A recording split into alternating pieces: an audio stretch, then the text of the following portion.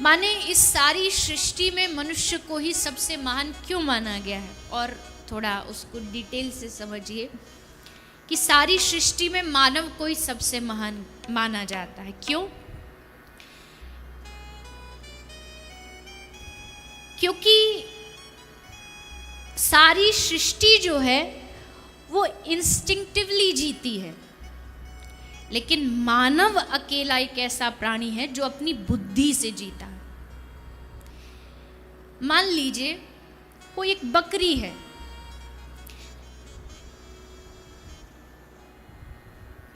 तत्वदर्शियों ने 3 चीज बताई है। अंग्रेजी के 3 शब्द हैं, इंस्टिंक्ट, इंटेलेक्चुअल और इंट्यूशन। इन 3 चीजों से हमारी बुद्धि का स्तर चलता है।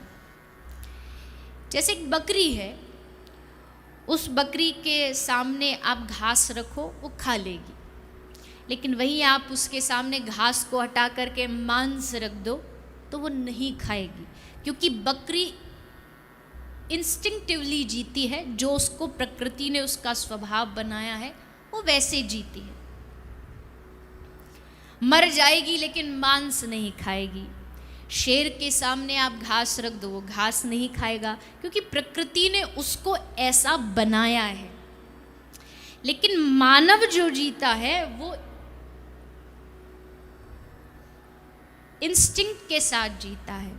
यानी मानव को भगवान एक बुद्धिमत्ता देते हैं, जिस बुद्धिमत्ता से वो अपने वर्तमान को बदल सकता है, और वर्तमान बदलते ही उसका भविष्य अपने आप बदल जाता है, अपने आप उसका परिवर्तन हो जाता है। इंस्टिंक्टिवली का एक उदाहरण ये है पतंगा। हजारों वर्षों से उसे पता है कि इस दिए पर जाएगा तो जल के भस्म हो जाएगा, लेकिन वो अपनी बुद्धि नहीं लगा पाता, फिर भी वो वहीं जाता है, दिए पे बैठता है और जल के उस पे भस्म हो जाता है, नष्ट हो जाता है। यहाँ उसकी बुद्धि में कोई इवोल्यूशन नहीं आया। जैसे साइंस कहता है कि मानव की बुद्धि में धीरे धीरे एवोल्यूशन आया, विकास आया, उसने अपना खाना पीने का सिस्टम बदला, रहने का तरीका बदला।